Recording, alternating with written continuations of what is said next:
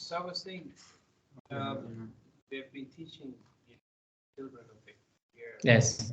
about homosexuality. Yes. And I don't think it's a safe environment for me. It's not. That is why in countries like I think America and in Canada, they are having all these big protests now. No, but they celebrate inside schools. They make them dress up in rainbow colors. Yeah. I think the parents need to voice up and protest. Yes, but that alone wouldn't. It is, but at the end of the day, Wallahu ghalibun ala amri. Allah has a full power control of all his affairs. Right? That means you do your best and Allah will help you, inshallah. That's what we can do, isn't it true? Right? In terms of corrupt leaders, in terms of everything, right? You just need to make dua that everything happens, because nothing happens again without Allah's will. Right? This is our test here. Other countries are different tests, isn't it true? Saudi Arabia was a test. Dunya, isn't it true? It's a huge test. Right? Afghanistan was a test. Alhamdulillah, it's easier over there. I think it's easier now, right? Firstly, but again, the Western media make it different. For this 20 years, we were one of. Yes. Pakistan was one of the most corrupt places. Yes. Yeah. From the leaders to narcotics and everything. Yeah. But since, alhamdulillah, we have a proper Islamic government. Yes, alhamdulillah. People, they have literally, you can have $50,000 with you in your hand in a shopping bag, and yes. nobody would dare do it. Yeah, alhamdulillah. Yeah, never believe in the Western media because they distort many things about. Yeah. Okay, so let's move on. When do you say Allahu Akbar in general, besides the prayer? Sorry? Some of the adhkar, yes. Then adhan and iqamah. Right. Other than that, when well, this is culture, isn't it true?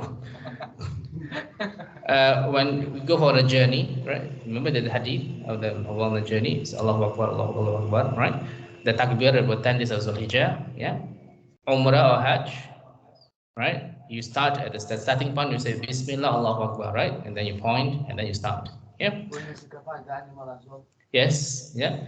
And of course, during Eid, yeah, when you glorify Allah, yeah, with the takbir, yeah. So this is how you use, but the most important thing, right, is how to internalize Allahu Akbar. What does internalize means? Understand? That you make sure is from the heart, right, and not just from the mouth. Yeah. It means that Allah is greater than anything is in our hearts, in terms of love, in terms of magnitude, in terms of anything, right? So, Gawal, right? Your parents, may Allah guide them to Islam, right? So, are you living with them, your parents? Yeah? If they were to tell you, right, no, right, you must not go to the mosque and must not pray and all this, even though surely you love your parents, but the love of Allah must be greater. Agree? Difficult, of course. It's easy for us to advise, but for them, it's huge. It's difficult, right? You saw, yeah, and some of the brothers who are reverts, of course, yeah. It is difficult to when it comes to this situation that you need to sacrifice the love of your parents because you love Allah more. Right? Which verse in the Quran did Allah say this?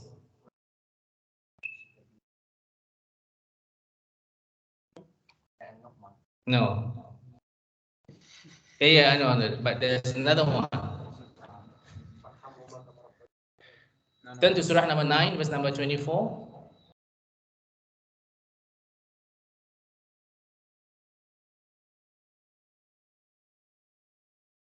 Yeah, Surah number 9, verse number 24. Right. قل إن كان آباؤكم وأبناؤكم وإخوانكم وأزواجكم وعشيرتكم وأموال اقترفتموها وتجارة تخشون كسادها ومساكن ترضونها أحب إليكم من الله ورسوله وجهاد في سبيله فتربصوا حتى يأتي الله بأمره والله لا يهدي القوم الفاسقين. Saying, If your fathers, your sons, your brothers, your wives, your kindred, the wealth that you have gained, and the commerce which you fear decline, and the dwellings in which you delight are dearer to you than Allah and His Messenger, and striving hard and fighting in His cause, then wait until Allah brings about His decision, and Allah guides not the people who are fasiqun. Right? Fasiqun means rebellious. Right? That means you know the truth, but you deliberately disobey. Right? So when yes, Doesn't that seem like a munafiq? a munafiq can be a fasik, of course, and it can go by vice versa, but it's different, right? What is a munafiq?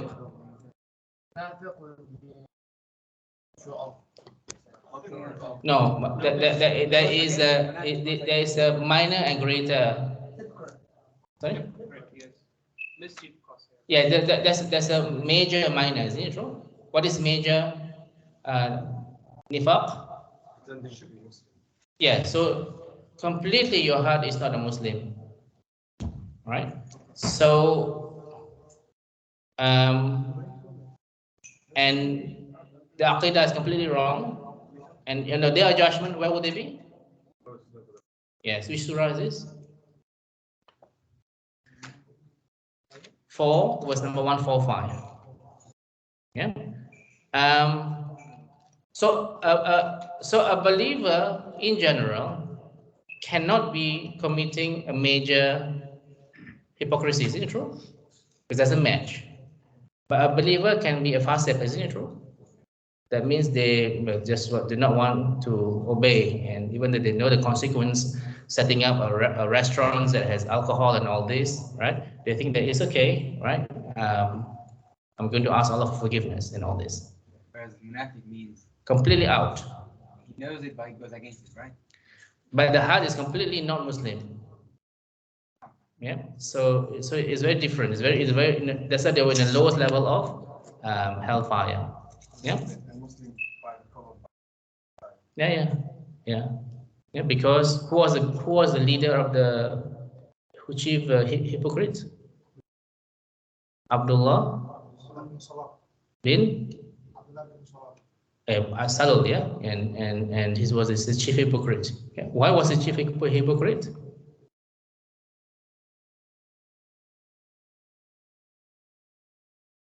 Why was he the chief hypocrite? He was leading them. Yeah, because he was about to be crowned as a king or the leader or president in Medina, right?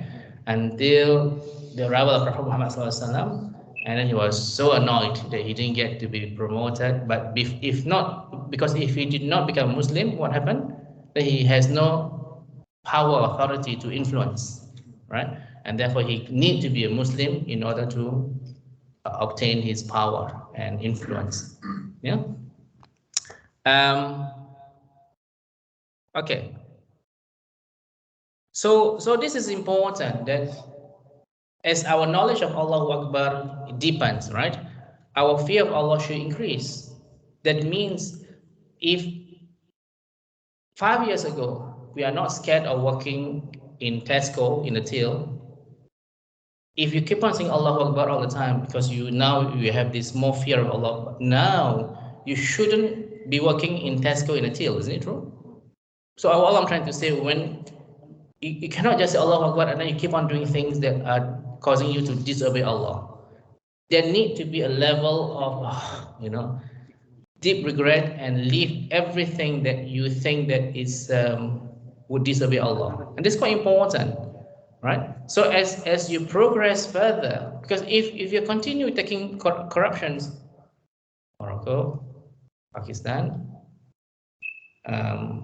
Albania, Afghanistan used to perhaps, right? If you keep on continue to take corruptions and you completely say Allah Akbar, that means you do not know what it means. Isn't it true? Do you agree? How can you say Allahu Akbar, Allah is the greatest, and then you don't trust Allah? You want to get more money, and then this is what because you want just concentrate on your dunya and all this. It doesn't match. And this is very important that we understand when we know what is Allahu Akbar. Truly, nothing, you do not want to disobey Allah in any matter as best as you can, inshallah. Yeah? Yes. What about the rule of like necessity? So like if we're in a situation that, for example, that necessity when it comes to like poor, like having certain situations that there's nothing else. It seems with it not tied to like a job that's haram, like it's your only means. And even though you have like trust in Allah subhanahu wa ta'ala, it may put you in a worse situation, but there's leeway that Allah makes it easy. So when do you judge those two, and what are like hadiths or what kind of like things like Okay, that is only applicable when you can eat pork, for example, when you are at the point of death, right? And that even if you learn from the scholarly opinions, right? Even when you eat that pork, it's not until you burp. It is only to eat until it causes you just to be, keep you alive, right? Until there's another food, inshallah. That is only happens so that not in terms of business, not in terms of any other things. Do you know any hadiths on like in a job that is like not favorable, that you don't choose to be in, but have to just maintain survive? We will never be in that position. There's always a freedom of choice to choose. Always. Right? Do you agree? Unless you're forced by someone. Right?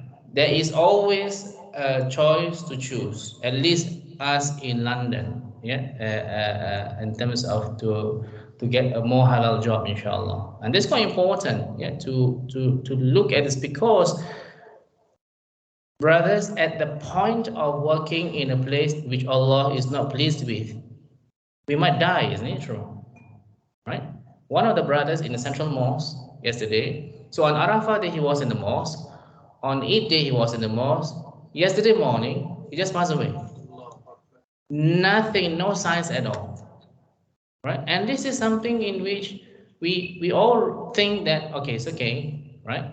Let's work, or let's be doing this business which is haram, but perhaps in 3 years time, right, then I can move to another business which is halal. We may not even live to see tomorrow. What about the next 3 years, right? And this is how, I know it's easy to say for me to advise, right? But this is when you say Allahu Akbar, Allah is the greatest. Surely He is the greatest of provider. Nobody can provide more than Allah, right? So when you say Allahu Akbar and you're still indulging in things that is haram, right? Then we need to analyze whether you understand Allahu Akbar or not. Yeah. So that's what this topic today is very important, because it is what we say all the time, and this is especially to remind to myself, right? Because brothers, I'm a human, right? Clients came to me, Osama, asking me to cheat and lie for them, and I might get paid, for example, £5,000 just for one client, right? Should I take this client? Abdul Aziz, it's easy to say no, but this is what's happening to all these places. Symmetry. Symmetry, yeah? But if I understand that Allah is the greatest, surely I would not be taking this job. Agree? Yeah. Farid? Yeah. Now, so this is very important that we understand this topic very well, right? And secondly, of course, it should safeguard us from any pride or arrogance, that we think that we know everything, right? So we have this plan to have business and all this, and then not realizing that at the end of the day, only Allah is able to plan for us. Where's Yusuf?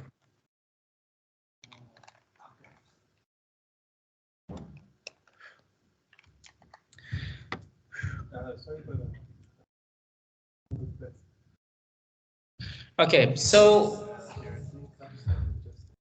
now if you look in Surah number 74, verse number 3, right? Yes. Maybe Allah wants me to drink. 74, verse number 3.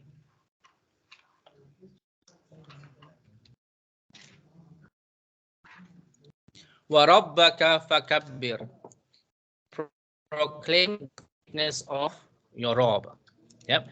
And another one, 17, verse number 111. Allah Azza wa Jal says, وَكَبِّرُهُ تَكْبِيرًا. وَكَبِّرْهُ, sorry, تَكْبِيرًا. Proclaim his limitless greatness. Right? I think it's the battery.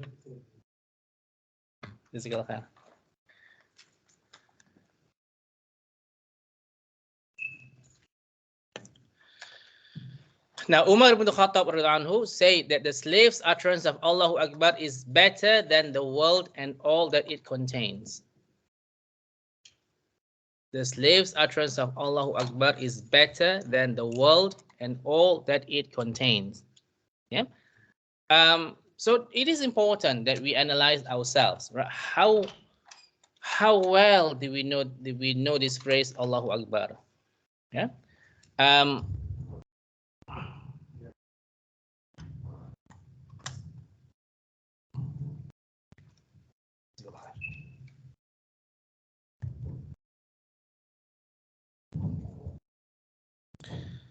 So when we say Allahu Akbar, is it such a tremendous phrase that Allah is only one, for example, that can cure illnesses, right?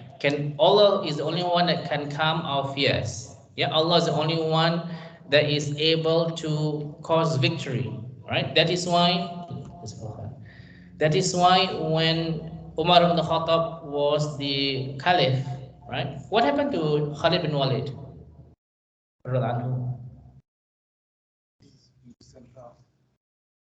He was demoted, didn't he? To the level of foot soldier. Khalid bin Walid, alhamdulillah, he was the one who defeated the Muslims, right? In Battle of Uhud. And subsequently, when he became Muslim, the Muslims won most, if not all, the battles. So why did Umar ibn Khattab decided to reduce his level to foot soldier? Because people would start to stop giving him instead of all.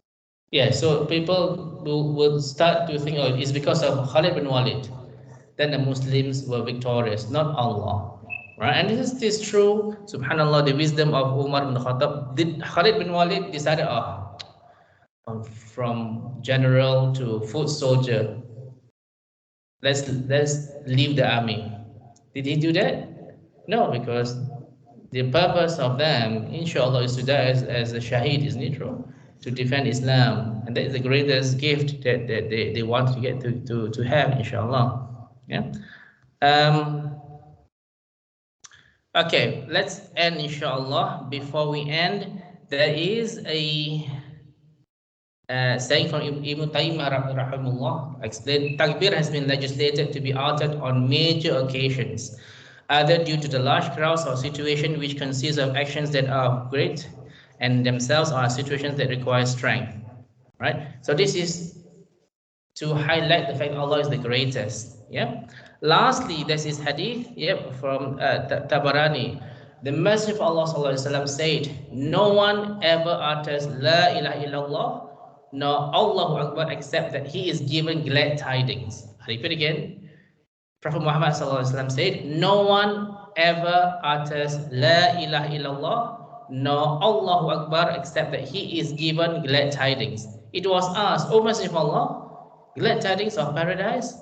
He replied, "Yes."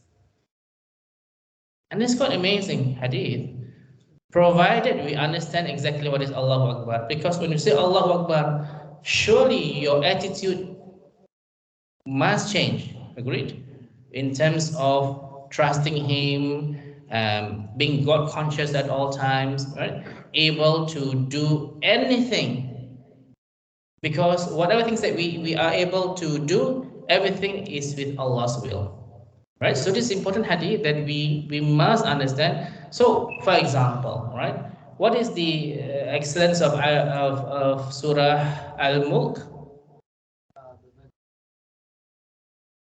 From the punishment of the grave and 26 for us, their judgment until we enter Jannah. or until we are forgiven. But my question is it enough just to memorize? No.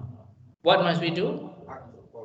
Yeah, so when we know Allah is a dominant, Al-Mulk means dominant, right? Surely we feel so awed by Allah, so much grateful to Allah for letting things happen. Then it will affect our actions, right? Acts of worship. Then it will ask, inshallah, to have all these benefits, right? It's quite important to understand this. Al-Baqarah, what is the essence of Al-Baqarah? Prevent you from harm. Protects you from The whole Al-Baqarah, right? It is to protect from shaitan, right? The last two verses, the last two verses of Al-Baqarah, what is his excellence? About this? I know, but what is the excellence? Yes. We're going to bed. That's right. What is the virtues? To be protected. Not exactly. It wasn't in that way. What did? But this can provide, right? It is, but not in that way. Prophet Muhammad said it will be sufficient for us, right? Sufficient in terms of protection and many things, right? So more broader than protection, right? Some even scholars say if we have no time to read the Quran, last two Al-Baqarah is sufficient for guidance and all this, right? But it's not just about memorizing, isn't it true? Right? So Ayatul Kursi, for example, right? What is the essence of Ayatul Kursi? From shaitan. And then?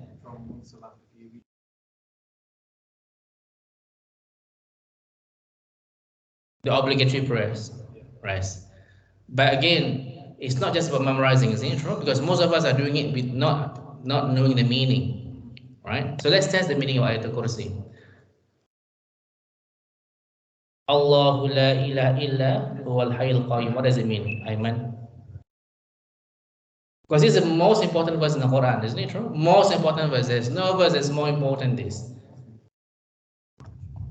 Have you memorized, right?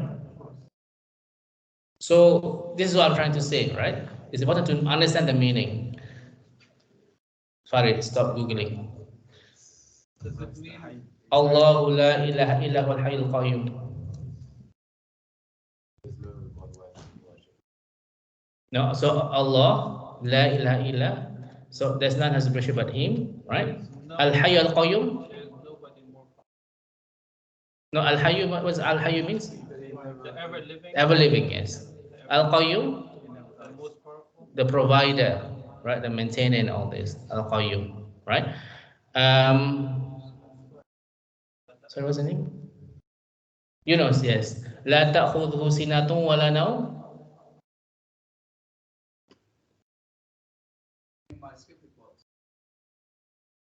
La ta'khudhuhu sinatun wa la nawm. No, it's not. Agawal? Stop reading things. 2 years is enough for you to memorize, isn't it? What is it? He neither slumber, neither does he sleep, right? So why is it so important to understand he doesn't slumber, he doesn't sleep? What is it so important? Yeah, because the Christians say that. On the sixth day he rested. Yes. Allah doesn't need to rest because the Bible said so, right? They rested on the 6th or 7th day. Isn't it? Even there is a story about Musa. Uh-huh. Do you know? No, I do not know. The one where he was asked by his companions about whether God slept, and so he asked them, and then he had to hold the cups for like 3 nights. And then one of them dropped. Yeah. Oh, it says subhanallah. Okay. Yeah, and then after that, like Allah replied to them, God replied to him, if I slept for even a second, everything would come down. Can you imagine if Allah were to sleep? All the balance of the universe. If you look at the meteors and all this, they are very close to the Earth, no? Heating here and there. If there is no balance, all the circumference of the earth, everything of the clouds and the waves is finished. Yeah. In regards to meteors and everything, Shooting stars. sorry, Yes. it's regarding Shaitan. or shayateen that Yes. go up to the Yeah, the jinns are always trying to look at, hear the future's predictions, and Allah, with His will, the meteors shoot them in order not to get all this information. Yeah. Yes. Because before the arrival of Muhammad Sallallahu Alaihi Wasallam, they were always able to do that, isn't it true? And then when Prophet Muhammad Sallallahu Alaihi Wasallam was born, they were so shocked. How come we cannot go out anymore? All right? I have one question that I'm always curious about this shit. Yes.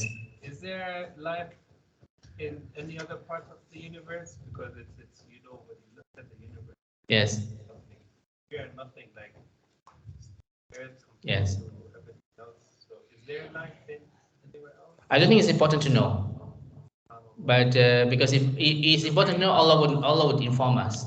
We in our group we call it UK. UK means unbeneficial knowledge. UK. Whether you have or not, does it affect your iman? No. No. Right? Yeah, but we do not know. Yeah. Like one other thing that I have is there any end to the universe? Like is there an ending point? Yeah. Because when you look at it, Yeah. subhanAllah, you don't even feel like a grain of sand. You know how massive it is. Yes. What they say, Allah is holding Yes. in Yes. one of these hands. Yeah. Okay, so after today, shall we memorize the meanings, inshallah? All right, so he does some that is deep. Lahu ma fi samawati wa fil ard. Right? What does it mean? You Arab, of course, you know the meanings. What does it mean? I wouldn't be able to translate. He has what in earth. Lahu ma, everything belongs to him, right? What happens on the earth? Yes. Man dha alladhi yashfa'u indahu illa bi'idhnihi?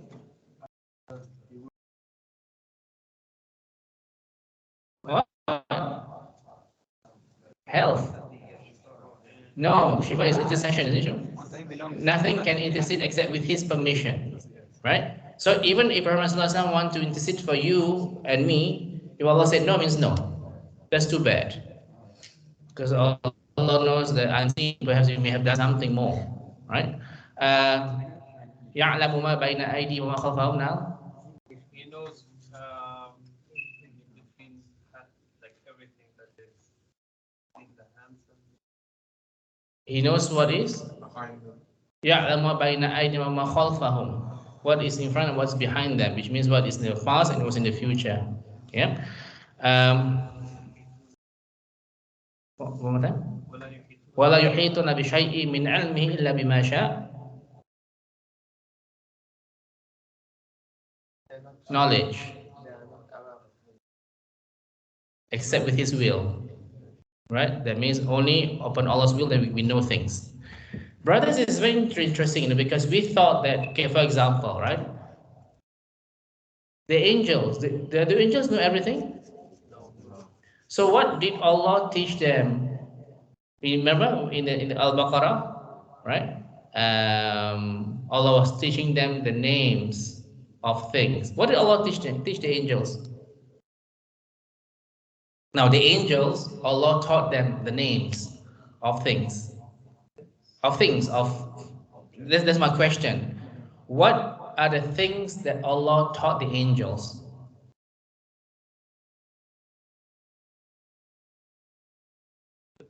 No. This is very specific. But about this incident, right? What did Allah teach the angels? Didn't? How to worship him? No. Because the earth was going to be created, right? Apples, pears, oranges, tables, chairs. Because we think that the angels should know everything. No, whatever things the angels know are upon only what Allah taught the angels. For example, I was a dentist. You don't know about dentistry, but somebody else is you're a builder. I don't know about building things, materials. I don't know where to buy them. Everybody is given different knowledge. For you, Dritten, to anything about buildings and all this, very simple to you. For me, like, I don't know how to do things, right? I don't know where to buy bricks and all this. Yeah. And this is how it is.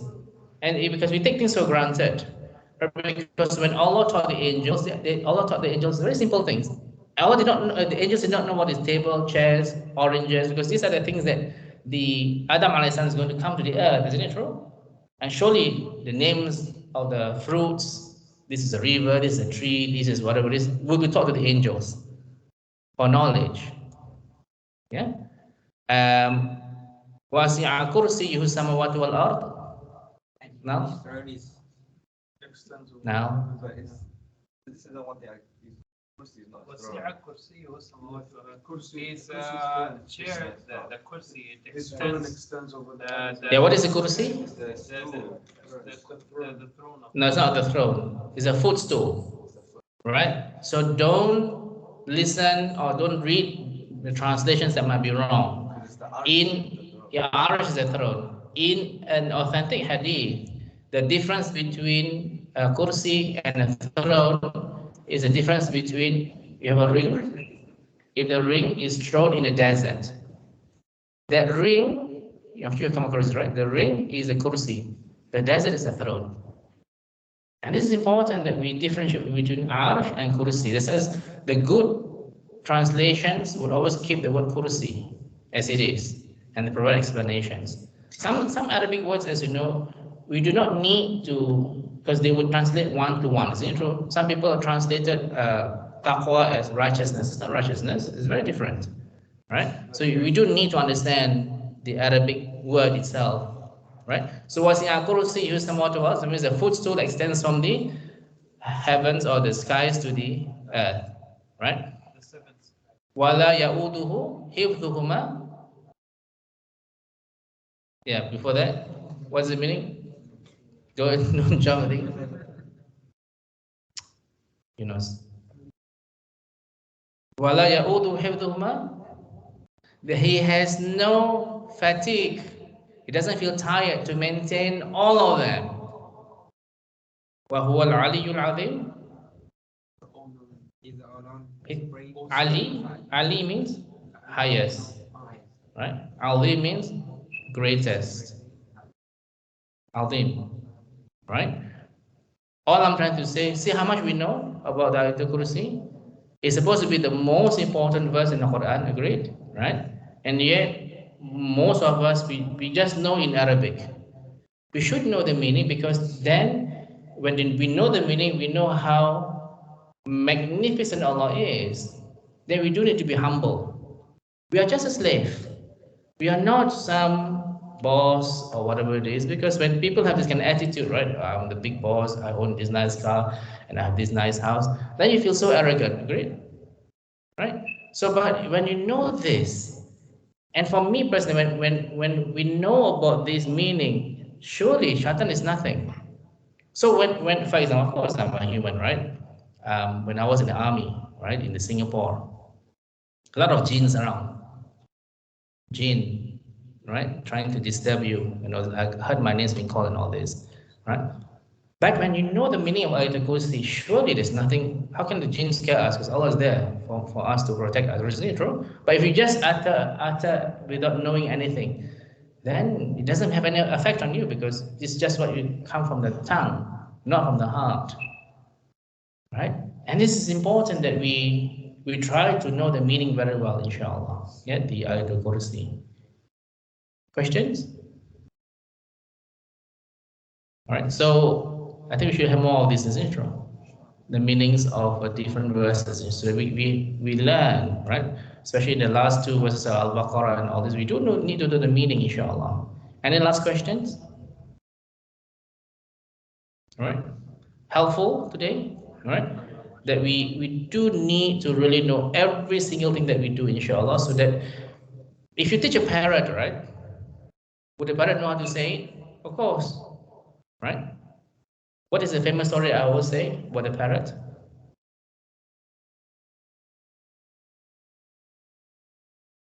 Someone taught it to say La ilaha illallah. So the owner was very pleased. Oh, my parrot knows how to say La ilaha illallah, right? Was very happy, right? When then one day, the owner heard a loud scream from the parrot. Ah, ah. And then, to the horror of the owner, the cat ate it. The parrot didn't say La ilaha illallah. He was just screaming because he didn't know La ilaha illallah what it means. Same thing as many of us, if you don't know what it means, right? Because remember, in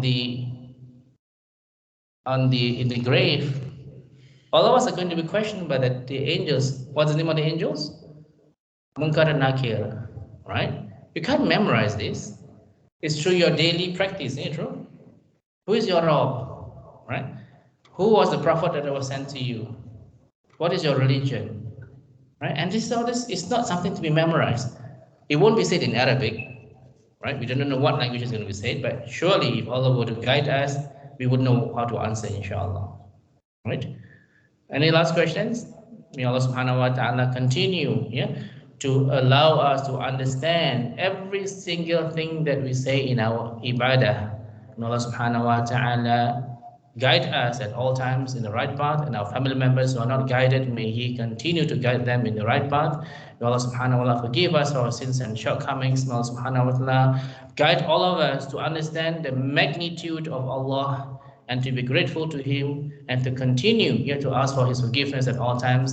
And may Allah subhanahu wa ta'ala grant Allah Jannatul Firdaus. Subhanaka wa bihamdika asyhadu an la ilaha illa anta wa astaghfiruka wa atubu ilaik. Subhana rabbika rabbil izzati amma yasifun wa assalamu alal mursalin walhamdulillahi rabbil alamin. Assalamu alaikum warahmatullahi wabarakatuh. Jazakumullah khair.